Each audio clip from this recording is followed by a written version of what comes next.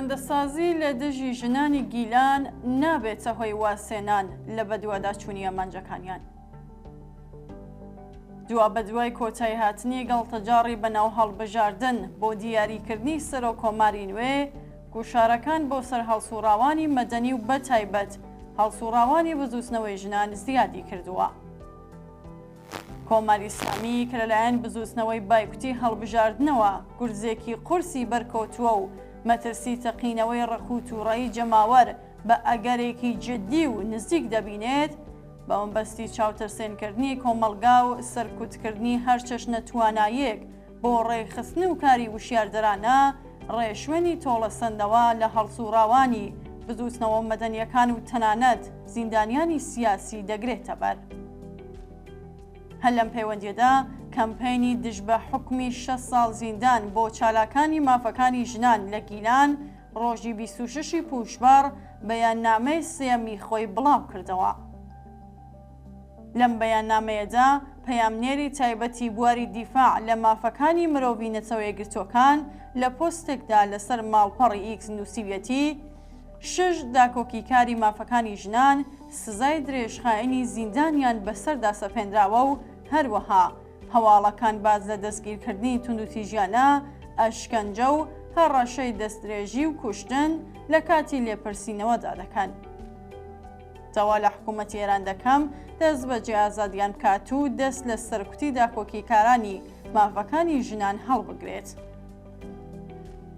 فروغ سەمیعانیە، جلوە جەواهێری، نگین ڕەزایی، شیوا شاسیا، ئازادە چاوۆشیان و زۆهرە دادڕەس بە چەند داکۆکیکارێکی دیکەی مافەکانی ژنان لە گیلان لەوانە سارا جیهانی، یاسەمین حەشتەری، مەتین یەزدانی و هومەن تاهەریەوە پەیوەست بوون.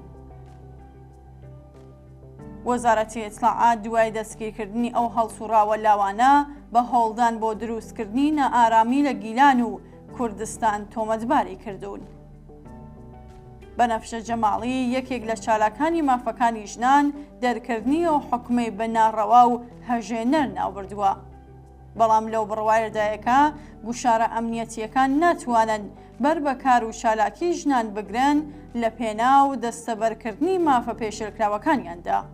ناوبراو وێڕای ئاماژە بە ڕۆڕەوەی بزوسنەوە ناڕزایەتیەکان و چەند شەپۆلێکی ناڕزایەتی سەرتاسەری لە ساڵی 1388 بەملاوە وتی ئەمڕۆ ژنان لە شەقام دژی حەجابی ئیجباری و لە ماڵەوە دژی توندوتیژی بنەماڵەی خەبات دەکەن.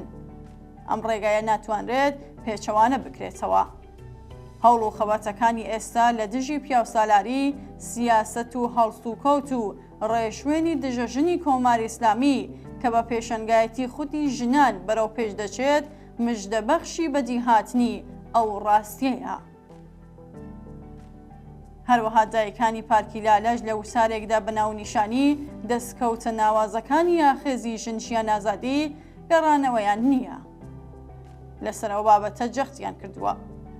بزوسنەوەی ژنان کە پێشەنگی خەبات دژ بە ڕژیمی ئیسلامی و دابوونەری تەڕزیوەکانی پیاوسالاریە هێشتا نەیتوانیوە هێزی جەماوەری ژنان بەتایبەت ژنانی کرێکار و زەحمەتکێش ڕێک بخات و بیان هێنێتە ناو مەیدانی خەباتەوە.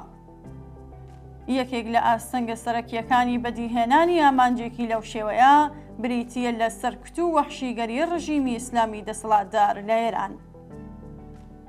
هەموو کردارێکی وەحشیانە و سەرکوتگەرانەی ئەم ڕژیمە بەرامبەر بە ژنان و لەوانە دەرکردنی حکمی نامرۆڤانەی لە سێدارەدان بۆ شەریفە محەممەدی و سزای زیاتر لە 6 ساڵ زیندان بۆ ئەو هەڵسوڕاوە لاوانەش کە تاوانەکەیان تەنیا ئەوەیە گروپێکی تەلەگرامیان ڕێخست بوو بەم ئاراستەیە بەڕێوە چووە. بزوسنەوەی ژنان کە یەکێک لە بوارە هەرە دیارەکانی بریتیە لە بزافی نافەرمانی مەدەنی ژنانی ئازادیخواز و ئازادپۆش بەیانگەری ئەو ڕاستیەیە کە ئەم بزوسنەوەیە ئامانجی خۆی لە خەبات لە دژی ڕژیمی ئیسلامیدا بە دروستی دیاری کردووە.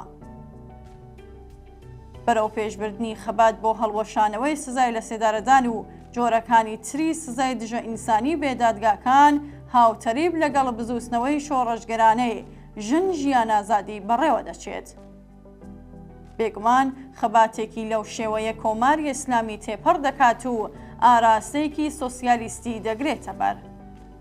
ئەم خەباتە هەر ئێستا لە ئارادایە و بەردەوامیش ڕوو لە پەرەسەندنە.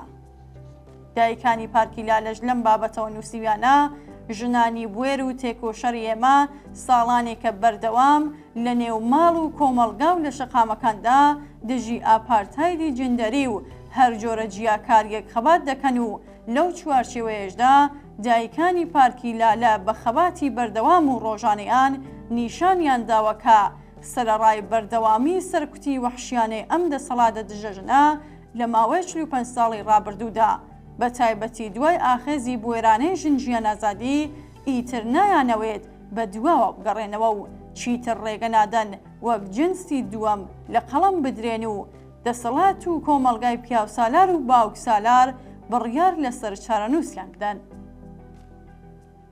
بێگومان ژنان لەم خەباتە چارەنووسازەدا تەنیا نین. ئەوان هێزێکی بەرینی پیاوانی ئازادی خوازیان لەگەڵدایە کە لە ستەم و سەرکوت بەرامبەر بە ژنان بێزارن. کۆماری ئیسلامی زۆر هۆڵیدا کە کەشێکی تاڵیبانی بەسەر کۆمەڵگادا زاڵ بکات، بەڵام سەرکەوتوو نەبوو. سنووردارکردنەکان لە دژی ژنان یەک لە دوای یەک لە مەیدانی نەبەر لە شەقامەکان، قوتابخانە و زانکۆکان بە هەوڵی جەماوەری ژنان و پیاوانی ئازادی خواز تووشی ئاڵنگاری دەبن و لەگەڵ شکست بەرەو ڕوو دەبنەوە.